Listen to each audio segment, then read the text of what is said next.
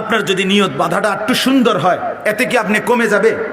আপনার রুকুটা যদি একটু সুন্দর হয়, আপনার সেজদাটা যদি আর একটু সুন্দর হয়, কত মুসল্লি আপনারা দেখেন মিয়া, আমনে একটা দিন 4 রাকাত নামাজে ফিসি দিয়া মসজিদে মানুষে যে সেজদা দেয়, আমনের একজন মানুষ আমি চ্যালেঞ্জ করলাম, আমনের আপনার ওই মসজিদে হোক, যে কোনো মসজিদে আপনি সেজদার টাইমে আপনি সেজদা দিয়েন না, আপনি কুদুর দাঁড়াইয়া ছাইয়া থাকবেন সবগুলো কাতারে, মানুষের ঠ্যাংডির কি অবস্থা দেখবেন, বহু লোকের 2 ঠ্যাং উঠেন না। আসেনি মানে আমি দেখছি নিজের চোখে, ঠ্যাঙা লাগিয়ে দিয়ে থুইছে। তো 2 পা উঠায় ফেললে তো নামাজ সাকেত হয়ে যায়, নামাজ ফাসেদ হয়ে যায়, নামাজ বাতিল হয়ে যায়। তাহলে বেটার একটু বেখেয়ালির কারণে একটু ঠিক করে দিলে, এই কথাটা জানায় দিলে ক্ষতি কি ছিল? আমার এক ওস্তাদ বলছিলেন, বড় আল্লাহওয়ালা আলেম, শুনতেছেন আপনারা? তো উনি বলতেছেন যে কয়েকদিন হুজুরে নামাজ পড়তেছে নফল, সুন্নত বা নফল 2 রাকাত।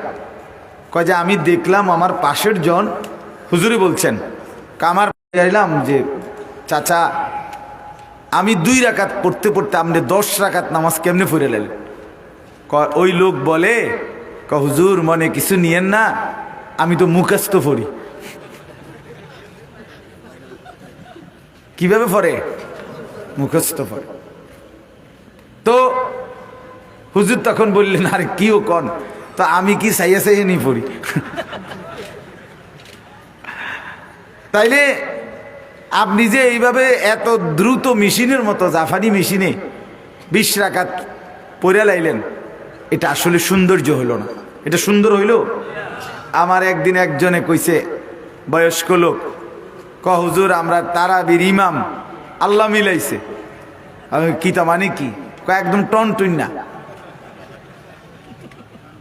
হুজুর, কি টনটুন না হুজুর?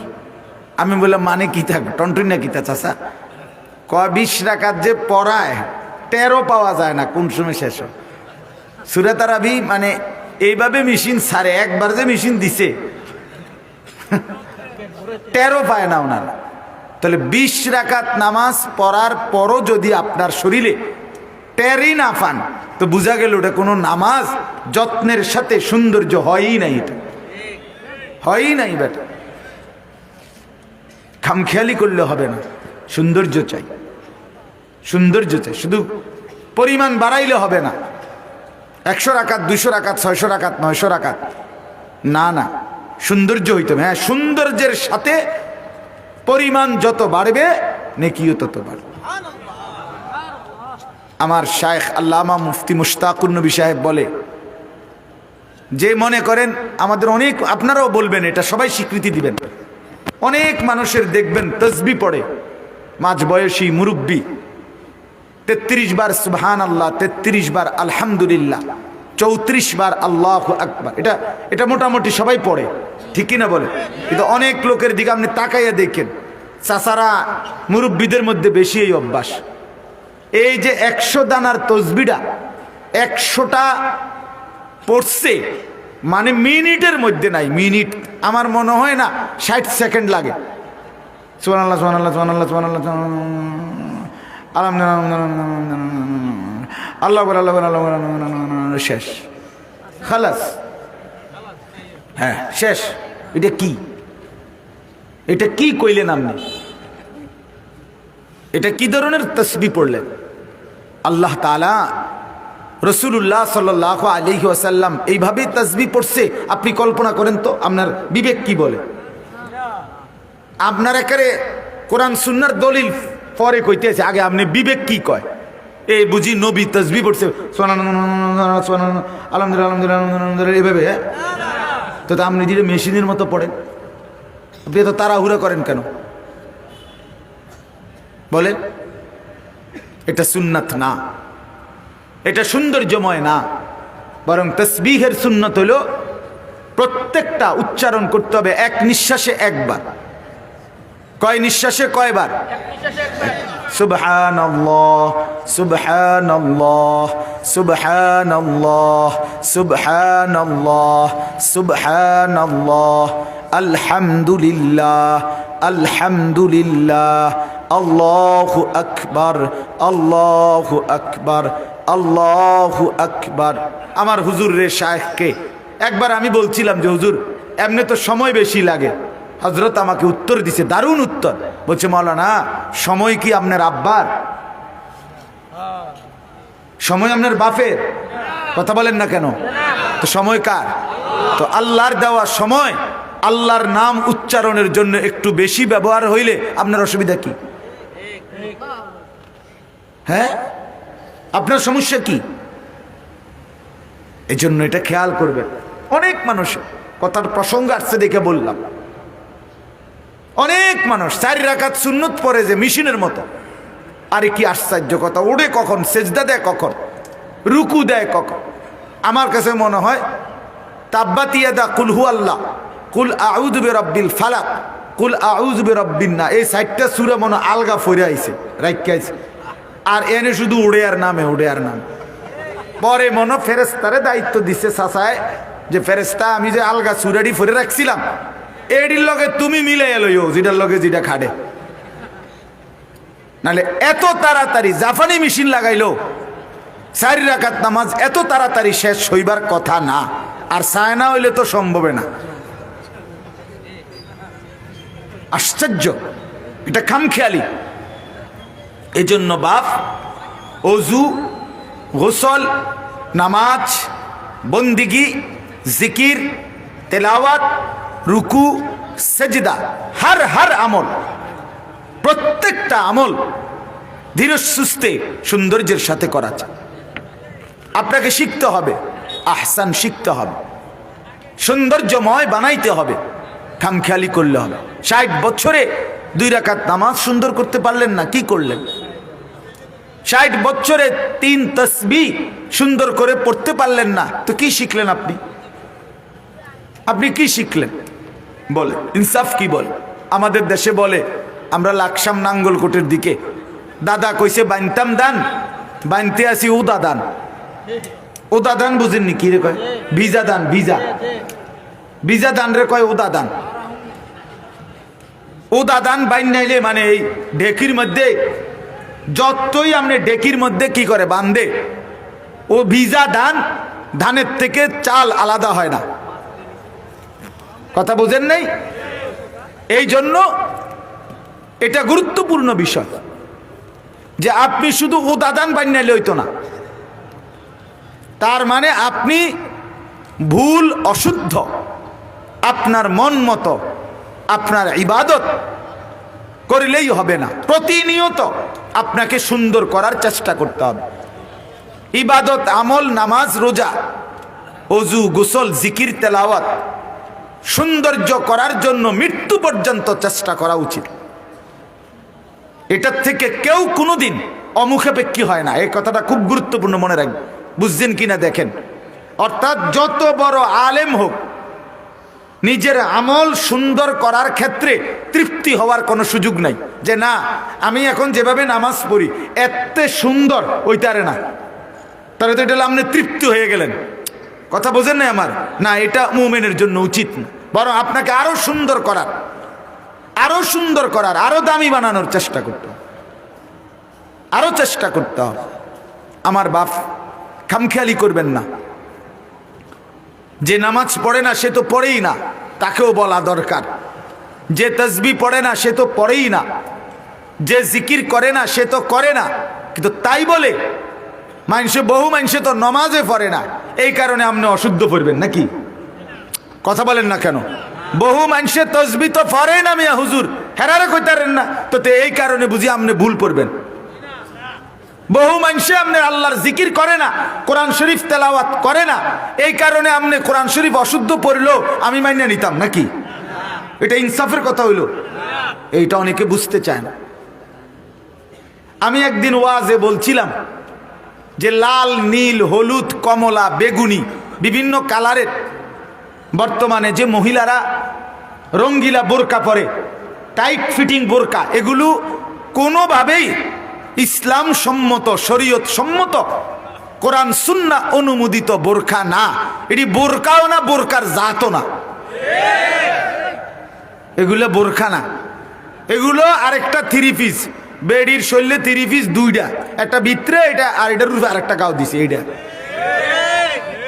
এটা মূলত দুটাই 3 পিস। বোরকা এত টাইট হয় না, বোরকা এত রঙ্গিলা হয় না, এটারে কোনো বোরকা বলে না। এটা আরেকটা কি 3 পিস। আমরা যেমন ভিতরে একটা গেঞ্জি গাও দিছি, পূর্বে আরেকটা জামা গাও দিছি। আপনারা একটা ভিতরে গেঞ্জি গাও দিছেন, পূর্বে একটা শার্ট গাও দিছেন। এ বুড়িও ভিতরে একটা জামা গাও দিছি, এটার উপরে আরেকটা জামা গাও দিছি। আর কি? তো বোরকা হইতে হবে ঢিলে ঢালা, বোরকা হইতে হবে কালো, বোরকা হইতে হবে উপরের পাট্টাটা একবারে হাঁটু পর্যন্ত নোয়ানো, বোরকা হইতে হবে এমন এতটা ঢিলে ঢালা যেন শরীরের গঠন বোঝা না যায়। মহিলাটা চিকন না মোটা লম্বা বেটে এটা বোঝা যাবে না, বিশেষ করে তার অঙ্গ প্রত্যঙ্গ বোঝা যাইতে পারবে না, নাই তো এটা বোরকা না। এখন আমি এটা বলার পরে একজন এরকম মাঝখান দিয়ে কইছে, হুজুর বেশি কইলে তো বেডিত ইডিও ফিনতো না।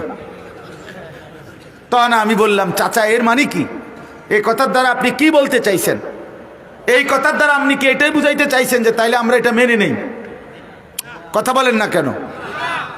শরীয়ত বহির্ভূতটাও আমি মেনে নেই?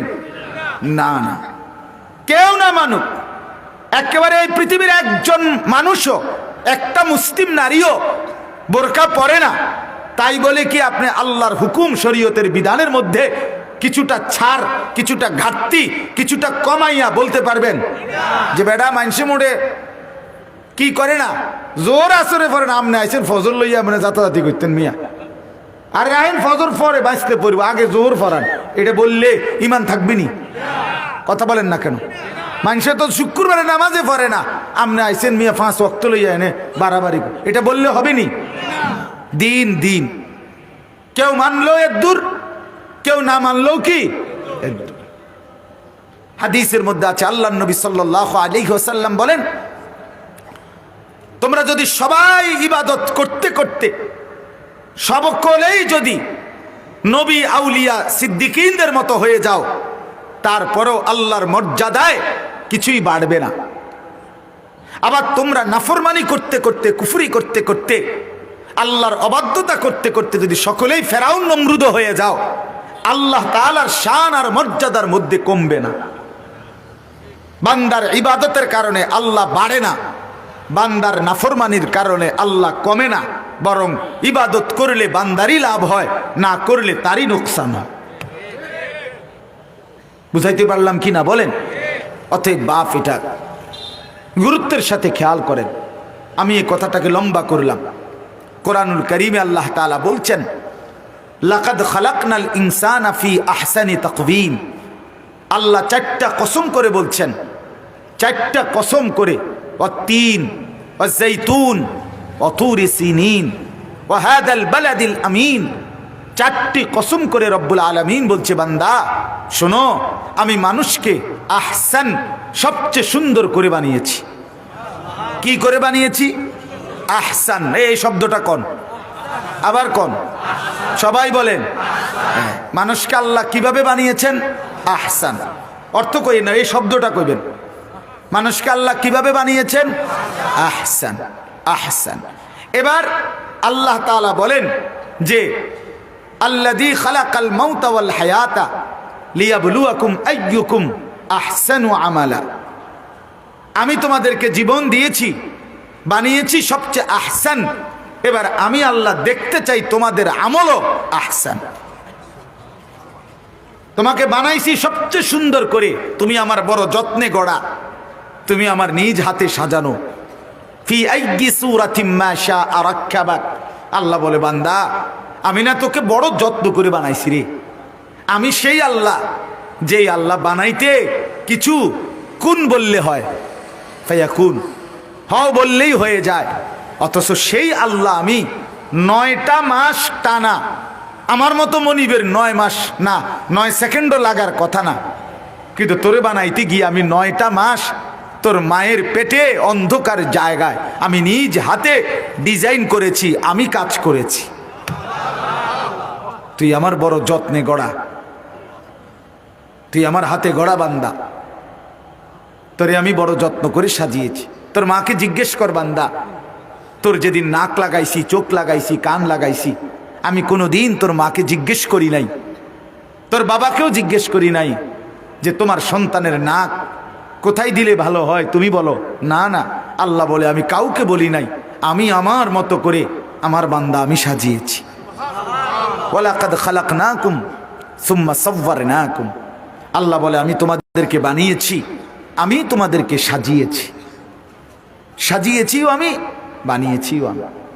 তো বাপ আল্লাহ তাআলা বড় আহসান করে বানাইছে। আহসান বানাইছেন কিরকম?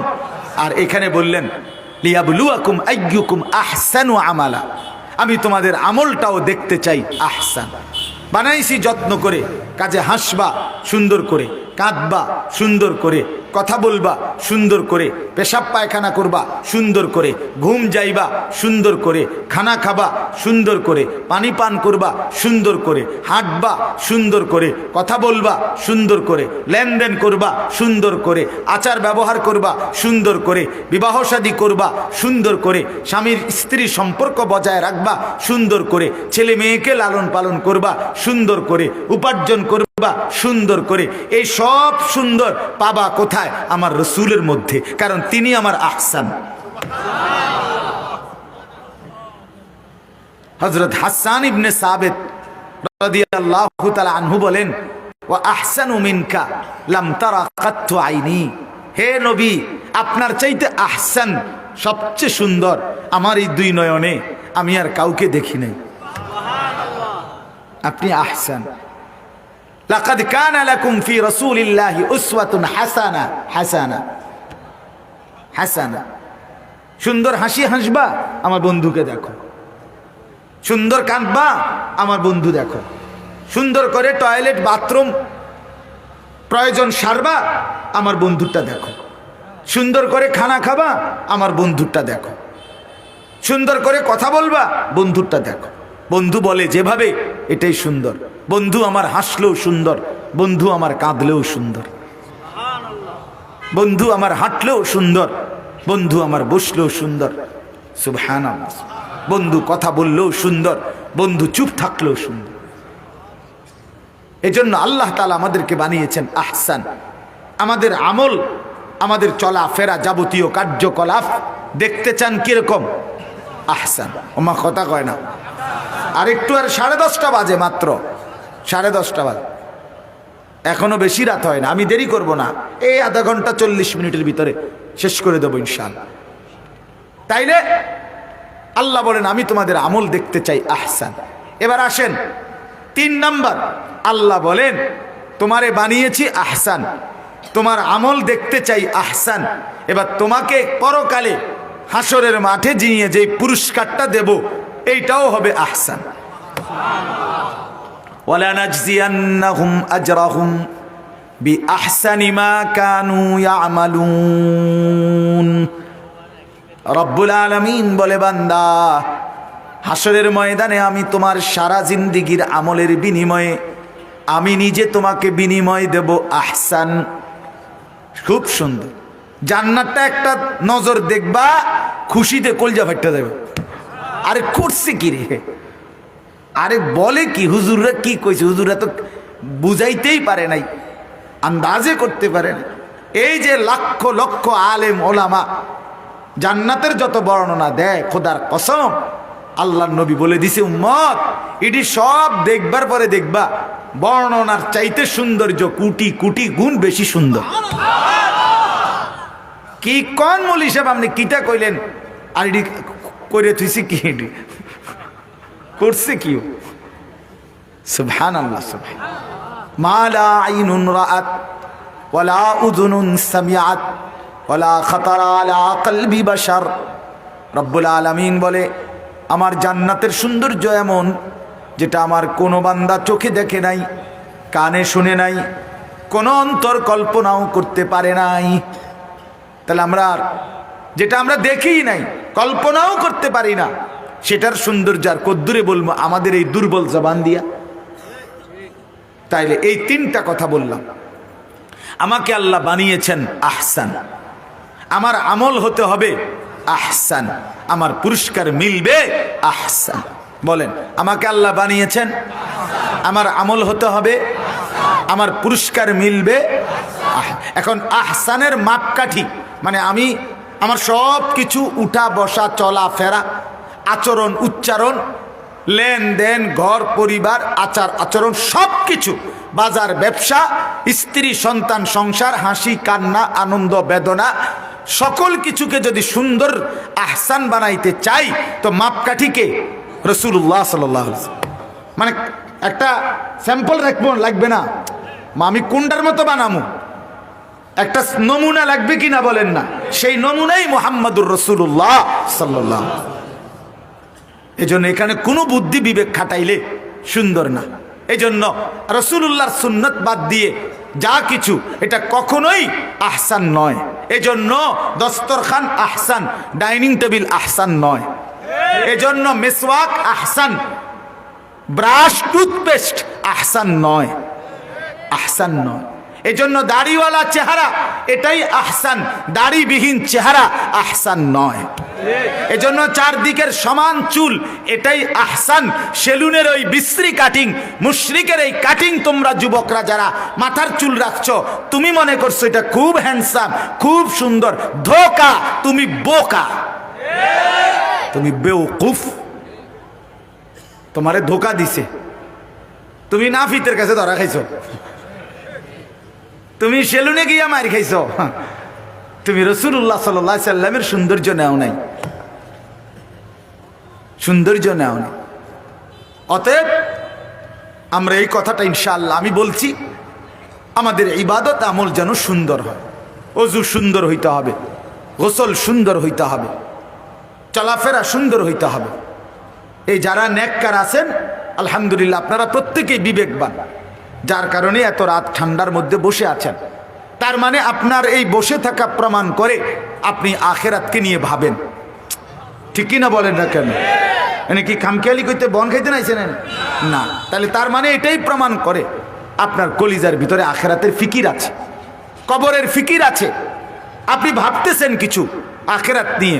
অতএব বন্ধু আমার, বাপ আমার, নওজোয়ান সাথীরা আমার, আমার মুরব্বী চাচারা, যেহেতু আপনি ভাবেনি আখেরাত, আপনি যেহেতু বোঝেন পরকাল, আপনি যেহেতু কবরকে ভয় পান, আখেরাতকে ভয় পান, তাহলে আপনার আমার প্রত্যেকের অজু গোসল নামাজ রোজা রুকু সেজদা দোয়া দুরুদ তাসবিহ তাহলিল সূরা কেরাত বাজার ব্যবসা আচার অনুষ্ঠান লেনদেন আরেকটু সুন্দর করার জন্য নিয়মিত হক্কানি রব্বানি ওলামায়ে কেরামের কাছ থেকে পরামর্শ নেন, দেখান, বলান, শুনেন, তাদের থেকে গ্রহণ করেন, তাইলে আরো সুন্দর হবে।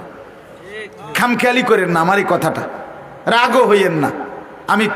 আমি অনুরোধ করছি চাচা, অনেক বুড়া মানুষ, মাঝ বয়সী মানুষের মধ্যে অহংকার, কোনো আলেমের কাছে কোনো ইমামের কাছে উনি একটা রুকুও দেখাইতো না। ওনারে জিজ্ঞাসা কইয়ে নামনে বলে চাচা আপনি তো 60 বছর, চাই কদ্দুর আত্মাহিয়াতু হুজুর রে শুনান, চাই ভুল টুলও তো থাকতে পারে, হ্যাঁ এটা কদ্দুর ঠিক করেন, বেড়া আরো গাড় ফাঁক দিব। হ্যাঁ মিয়া লম্বা লম্বা কথা কন, কি বাতাসে বুড়ো হয়েছি না কিতা ইটানো অনজিঙ্গাল লাগবে? হ্যাঁ বাপরে, না না হ্যাঁ আমি একদিন একজনে বলছি আমার বাতাসে বুড়ো হয়েছি না, আমি না চাচা আপনি টাটকা রোদে বুড়ো হয়েছেন, বাতাসে না, আপনার রোদে টাঙ্গাইয়া থুইছে, এই জন্য আপনি বুড়ো হয়েছেন। এই জন্য বললাম এটা তো কোনো কথা না, এটা কি কোনো অহংকার বা দমক দাউনের কোনো বিষয় ছিল? এটা আপনাকে ভালোর জন্য বলছি, আপনার ভালোর জন্য। আপনি যদি ওই দিন আমি একটা বড় মাহফিলে গেছি, অনেক মানুষ, তো ওনারা আমারে বলতেছে মাহফিলওয়ালারা যে হুজুর আপনি মুনাজাতটা একটু লম্বা করে করবেন, আমরা বিরিয়ানির প্যাকেট দিমু সবাই। তা আমি বললাম ভাই, আমি চাচা সবাই সামনে রাইখা যে আমি আমার 19 বছরে এই লম্বা সময় আলহামদুলিল্লাহ আমি এরকম মুনাজাত করমু আর মানুষের বিরিয়ানির ফুটলা দিব, এমন মুনাজাত আমি করি না। আমি দোয়া এটা সরাসরি ইবাদত, কথা বলে না? এই যে দোয়া করি আমরা এটা ইবাদত, এটা কি আদ-দুআউ হুয়াল ইবাদা, এটা একটা ইবাদত সরাসরি, মুখুল ইবাদা, ইবাদতের নির্যাস মগজ। তো আল্লাহর কাছে কিছু চাইবো আমি, এটার জন্য আমার কাকুতি মিনতি অনুনয় বিনয় কাতরতা দরকার। আর এখানে আমারে আপনি বুদ্ধি দিলেন আমি মুনাজাত লম্বা করমু বিরিয়ানির ফুটলা দেওয়ানের লাইগা, তার মানে এই মানুষটি লাড়ালাড়ি করব, ধাক্কাধাক্কি করব, ঠেলাঠেলি করব, কারাকারি করব দেখা এখন হুজুররে দিয়া আপনি আতিডারে আলগি দিয়ে ধরা রাখলেন। তো এই লোকের মাকসাদ কি থাকবে, যুবকের মনের মধ্যে কি থাকবে, আল্লাহ আমার এমনি কোনো চাওয়া পাওয়ার কিছু নাই মূলত, কিন্তু আমার অভ্যাস খারাপ, আমি আতলারি, এই জন্য হুজুররে দিয়ে আমারে আলগি দিয়ে রাখছে। এটা আমি এটা মানি না। আমি বললাম যে আমি প্রয়োজনে বসে থাকবো আধা ঘন্টা 20 মিনিট আপনারা দিয়া সারলে এরপরে আমি মুনাজাত করুম, কিন্তু আমি মুনাজাত চলাকালীন এই ফোটলা দিতে রাজি না। তো তখন আমি যেটা বলার উদ্দেশ্য, কথা শুনেন, ওই চাচা মুরব্বী মাহফিলের যিনি মেন আয়োজক উনি একটা দারুণ কথা বলছে, আমার ভালো লাগছে। তখন উনি ডাইরেক্ট সবার সামনে বলছে, কয় যে হুজুর আমি আজকে আমার জীবনে এই প্রথম এই কথাটা শুনছি, এইভাবে আমি এই কথাটা শিখলাম, বুঝলাম, আমাদের অনেক বড় একটা উপকার হইল। তো এনে ক্ষতি কি হয়েছে ওনারে? কথা বলেন না, ওনার ক্ষতি কি হয়েছে আমি কওয়াতে, না লাভ হয়েছে কিনা বলেন না। তাইলে আপনি শিখে নিলে, ওলামায়ে কেরামকে জিজ্ঞেস করলে আপনার লস কি? আপনার যদি নিয়ত বাধাটা একটু সুন্দর হয় এতে কি আপনি কমে যাবে? আপনার রুকুটা যদি একটু সুন্দর হয়, আপনার সেজদাটা যদি আর একটু সুন্দর হয়, কত মুসল্লি আপনারা দেখেন মিয়া, আপনি একটা দিন 4 রাকাত নামাজে ফিসি দিয়া মসজিদে মানুষে যে সেজদা দেয়, আপনার একজন মানুষ আমি চ্যালেঞ্জ করলাম, আপনার ওই মসজিদে হোক, যে কোনো মসজিদে আপনি সেজদার টাইমে আপনি সেজদা দিয়েন না, আপনি কদ্দুর দাঁড়াইয়া ছাইয়া থাকবেন সবগুলো কাতারে, মানুষের ঠ্যাংডির কি অবস্থা দেখবেন, বহু লোকের 2 ঠ্যাং উঠেন না। আসেনি মানে আমি দেখছি নিজের চোখে, ঠ্যাঙালগি দিয়ে থুইছে। তো 2 পা উঠায় ফেললে তো নামাজ সাকেত হয়ে যায়, নামাজ ফাসেদ হয়ে যায়, নামাজ বাতিল হয়ে যায়। তাহলে বেটার একটু বেখেয়ালির কারণে একটু ঠিক করে দিলে, এই কথাটা জানায় দিলে ক্ষতি কি ছিল? কথা বলেন না কেন? ওই চেয়ারে বসে অনেকে নামাজ পড়ে দেখবেন, নামাজ পড়ে না। তা আমি একদিন এক চাচা আমার পাশে, উনি চেয়ারে বইয়ে নামাজ পড়তেছে, উনি রুকু দিয়ে নামাজের সূরা কেরাত ফইরা যখন রুকু দেয় তখন উনি এমনি স্বাভাবিক বসা, যেমনি বইয়া রয়েছে চেয়ারে এমনি, রুকুর টাইমে সাইফুল ভাই চায় না, মানে এমনি কদ্দুর হাতেরে আলগি দিছে সামনের দিকে, এটা রুকু। এরপরে সেজদা দিছে আট্টু হাতেটারে দোনোখানের সামনের দিকে আট্টু বাড়াইয়া, এটা বলে রুকু সেজদা। আপনি জীবন আপনার বাপে শুনছি নি এই কথা, ইডিনি রুকু। এটা কি এই হাতেরে একটু এদুর বাড়াইলে বুঝি রুকু, আর কদ্দুর বেশি বাড়াইলে বুঝি সেজদা, এটা নিয়ে রুকু সেজদা। আমি তো এরম রুকু সেজদা মাটির তলের কোনো কিতাব হতে পাইছি না, সান্তের দেশেও তো এমন কিতাব নাই। এটা কি ধরনের রুকু সেজদা? আমি বললাম চাচা আপনি নামাজের পরে সুন্দর করে বলছি, চাচা এটা কিতা করলেন? আপনি যদি রুকু সেজদা কি দিয়ে দিলেন? আপনি তো মাথা ঝুঁকলেন না। যে সেজদা দিতে পারে না সে তো মাথা ঝুঁকাবে। আরে কথা বোঝেন নাই, রুকুতে একটু কম ঝুঁকাবে, সেজদাতে তার চাইতে একটু কি করবে। তো এনে কাজ হইল কিসের? মাথার। আপনি দিয়ে হাতা কদ্দুর আফগান আর ফিরচান, মাথা যেমনে এমনে, তো এটা হইল নি। তো তাহলে এই লোকটা তো মনে মনে ভাবতেছে আমি নামাজ পড়তেছি, তো তার নামাজ কই? বলেন না বাপ। নাকের নরম জায়গায় পানি পৌঁছানো, গোসল ফরজ হইলে, বীর্যপাত হইলে যখন ফরজ গোসল করে, নাকের নরম জায়গায় পানি পৌঁছানো ফরজ। ফরজ ফরজ, সুন্নত না। অজুর মধ্যে নাকে পানি দেওয়া সুন্নত, কিন্তু ফরজ গোসলের সময় নাকে পানি নরম জায়গায় পৌঁছানো কি ফরজ। এই যে নাক যে দূর ভাঙ্গে প্রত্যেকের, এর দূরে কয় নরম জায়গা। প্রত্যেকের নাক লাইরা দেখেন, এই নাক ভাঙ্গে যেমনে, লড়ে যেমনে, এর একটা সীমানা আছে। এখানে পানি পৌঁছাইতে হবে। হাতের কুশে, হাতের তালুর মধ্যে পানি নিয়ে হালকা টান দিতে হবে, হালকা একটু, সামান্য একটু টান দিলেই পানি, সামান্য একটু টান, নিঃশ্বাস টানলেই, জোরে না, জোর হইলে ভিতরে ঢুকে যাবে, কষ্ট হবে। সামান্য নিঃশ্বাস টান দিলেই আপনার পানিটা এখানে চলে আসে, এরপরে ধৈর্য লেলে হয়। হ্যাঁ, এখন নাকের নরম জায়গায় পানি পৌঁছানো ফরজ। এইটা যেভাবে পৌঁছাইতে হয়, মনে করেন অসংখ্য যুবক যুবতী পুরুষ নারী এই সমাজের যারা কোরআন শিখে নাই, দিন শিখে নাই, মাদ্রাসায় পড়ে নাই, কোনো আলেম থেকে শিখে নাই, আপনি খবর নেন তাদের এইটা জানে না, তারা এটা পানি পৌঁছায় না। এখন যে এই নরম জায়গায় পানি পৌঁছলো না, এখন যদি এই লোক বিশ্বাস করেন বঙ্গোপসাগরেও নিয়ে যদি তারে চুবায়, বলে বঙ্গোপসাগরে ওনারে 1 ঘন্টা মাইজগানে টলার দিয়ে নিয়া এরপরে পানির চুবাইয়া থুইছে, এরপরও সে পবিত্র হবে না। পরিচ্ছন্ন হইল, পরিষ্কার হইল, গাও সাবান টাবান দিল, কিন্তু পবিত্রতার জন্য তহারাত আর নাজাফাত এক কথা না। নাজাফাত মানে পরিচ্ছন্নতা, সেটা বিধর্মীরও হইতে পারে, কিন্তু পবিত্রতা একমাত্র কোরআন সুন্নাহ মতে হইতে হয়। ঠিক কিনা বলেন না কেন? পবিত্র হয় কি দিয়া? কোরআন সুন্নাহর নিয়মে। পবিত্র হয় সাবান দিয়া না, পবিত্র হয় পারফিউম দিয়া না, পবিত্র হয় ফেস ওয়াশ দিয়া না, পবিত্র হয় শ্যাম্পু দিয়া না, পবিত্র হয় আপনার লাখ সাবান দিয়া না, পবিত্র হয় কোরআন সুন্নাহর নিয়ম দিয়া। তাইলে এখন যে এই লোকটার নাকের নরম জায়গায় পানি পৌঁছলো না, এবার তো সে গোসল করলো, পবিত্র হয় নাই।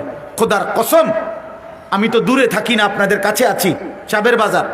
আপনার যদি আমার কথা ভুল হয় আবার আমারে জিজ্ঞাসা করেন, আমার আইনে আবার বিচার করেন। কিন্তু যে পবিত্র হয় নাই, কসম খোদার, তার একটি নামাজ, একটি রুকু, একটি সেজদা কবুল হবে না। এবারটা যদি কাবা শরীফের ছাদে গিয়েও নামাজ পড়ে, আল্লাহর কসম তার নামাজ হবে না। লা তুকবালু সালাতুন বিগাইরি তুহুর, নবীজি বলছেন, তিরমিজি শরীফের প্রথম হাদিস, কোন নামাজ পবিত্রতা অর্জন ব্যতীত কবুল হয় না। তাহলে আপনি যখন হাসরের ময়দানে গিয়া দেখবেন আপনার আমল নামার মধ্যে কোনো নামাজের সওয়াব নাই, তখন আপনি কি করবেন? তখন কি করবেন? তখন আফসুস করলে আপনি ফিরবেন কেন? সুযোগ হবে কেন? ওয়া আন্না লাহু যিকরা, কোরআনুল কারীমে আছে, আল্লাহ তাআলা বলেন প্রত্যেকটা মানুষ হাসরের ময়দানে জাহান্নামকে যখন দেখবে, ওয়াজিআ ইয়াউমা ইদিন বিজাহান্নাম, জাহান্নামের দিকে যখন তাকাবে, আল্লাহর ফেরেশতারা যখন জাহান্নামকে টেনে আনবে, ইয়াউমা ইদিন ইয়াতাযাক্কারুল ইনসান, আল্লাহ বলে প্রত্যেকটা মানুষ তখন তার দুনিয়ার হায়াতের সমস্ত কাজকর্মের কথা, ভালো মন্দ কথা মনে পড়বে। কিন্তু ওয়া আন্না লাহু যিকরা, আল্লাহ বলে বলো না বান্দা, সেদিন মনে পড়ে কি লাভ হবে?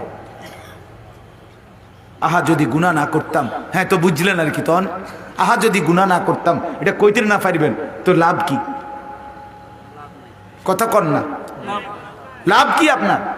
হাসরের ময়দানে আফসোস করলে আপনার হবেটা কি? কবরে আফসোস করলে আপনার হবেটা কি? এখন আফসোস করলে লাভ, আজকে আফসোস করলে লাভ কি না? আজকে লাভ, এখন লাভ, এখন লাভ আছে বাপ। আজকে যদি আফসোস করেন, হায়াত থাকতে তো তওবা করার নসিব হবে, ভুল শুধরাইতে পারবেন, আল্লাহর কাছে ক্ষমা চাইতে পারবেন। ক্ষমা চাইলে, ভুল স্বীকার করলে, ভুল ছেড়ে দিলে আর করবে না, ওয়াদা দিলে, লজ্জিত হয়ে মাফ চাইলে, খোদার কসম আল্লাহ বলছে বান্দা আমি 90 বছরের গুনাহও একসাথে মাফ করে দেব।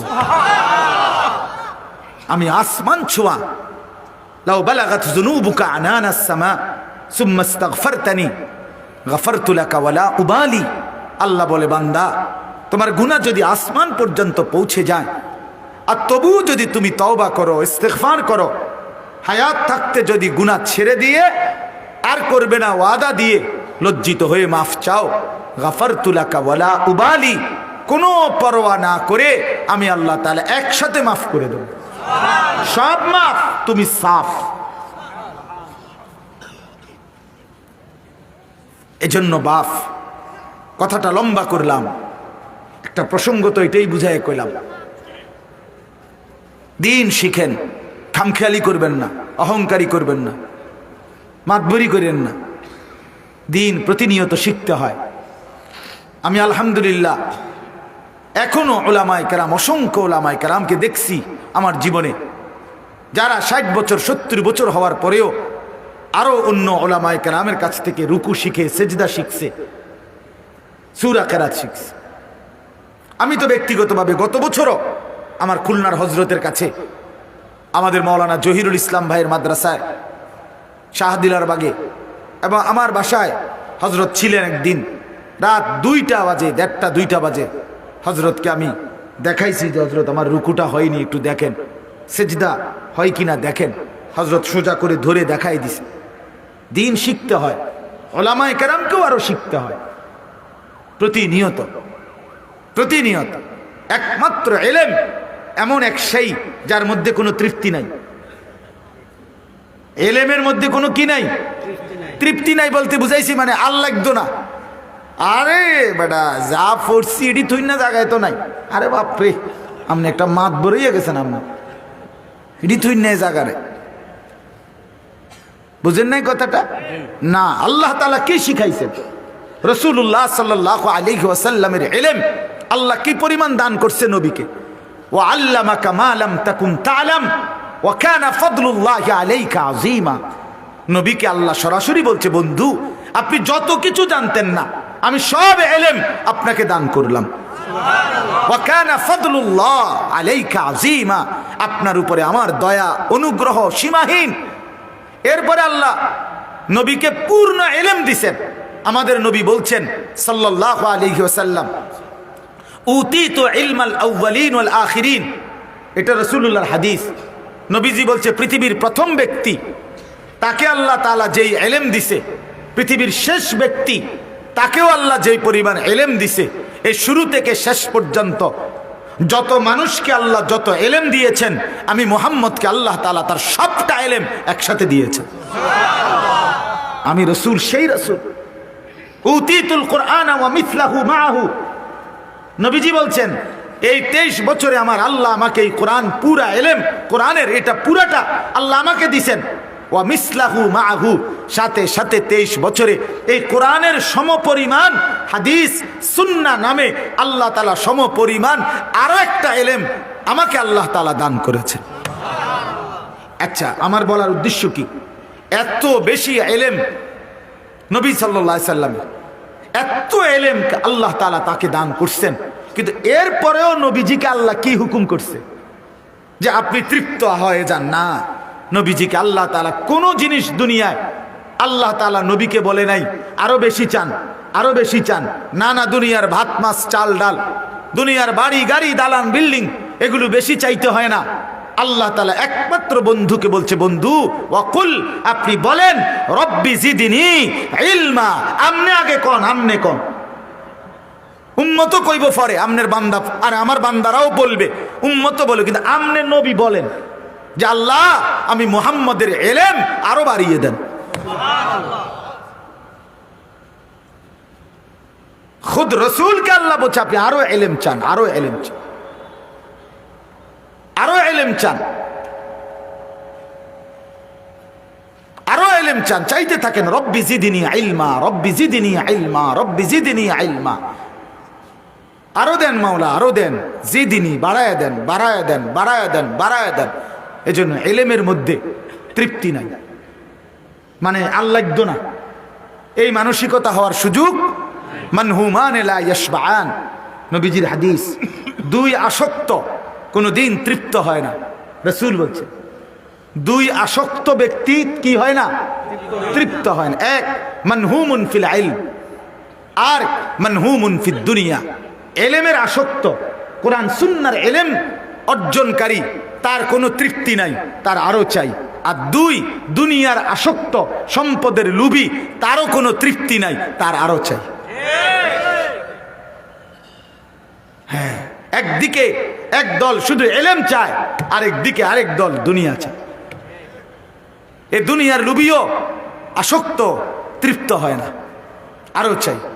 লাউ আতা আহাদাহুম, রাসূলুল্লাহ সাল্লাল্লাহু আলাইহি সাল্লাম বলছেন এই বনি আদমের কাউকে যদি একটি উহুদ পাহাড় পরিমাণ স্বর্ণ দেওয়া হয়, লাবতাগা সানিয়ান, সে আল্লাহর কাছে আরো একটি উহুদ পাহাড় স্বর্ণ চাইবে।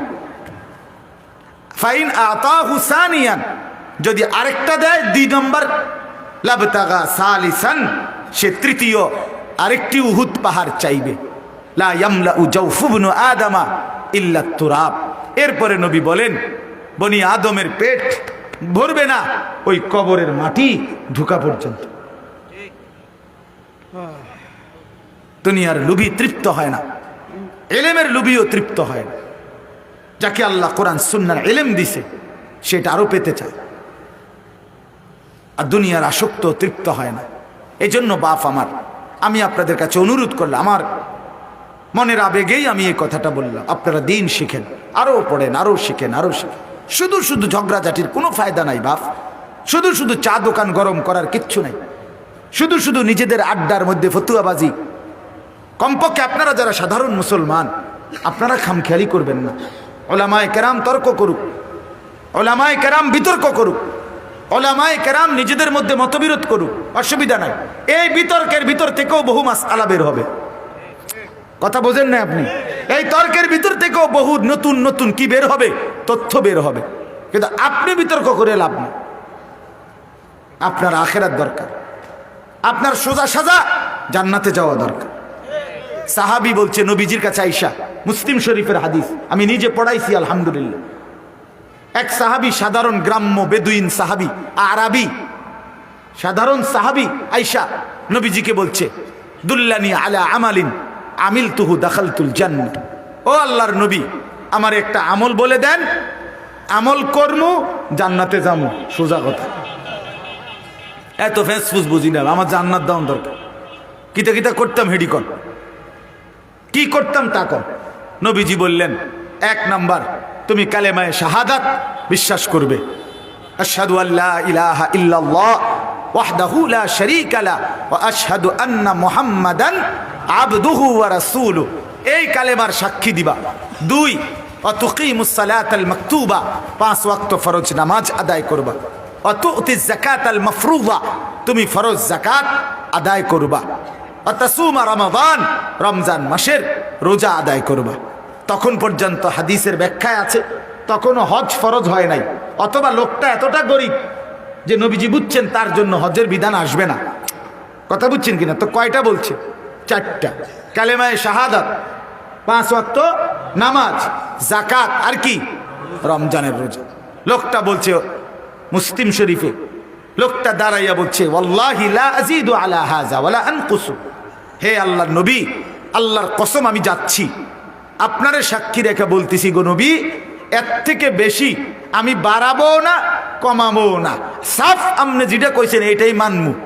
এ কথা বলে ফাআদবারার রজুল, লোকটি চলে গেল, যাচ্ছিল। নবীজি বললেন, মান সাররাহু আন ইয়ানজুরা ইলা রাজুলিন মিন আহলিল জান্নাহ ফালইয়ানজুর ইলা হাযা। এই সাহাবীরা, এই এখন তোমরা যদি মাটির উপরে, জমিনের উপরে কোনো জান্নাতি বান্দা দেখে নয়ন চোখ জুড়াইতে মন চায়, এরে দেখো,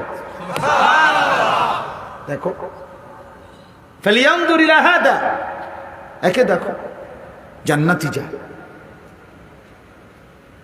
তো লোকটা এখনো আমল করে নাই, হবে মাত্র বুঝা লইছে। কথা বোঝেন নাই কেন?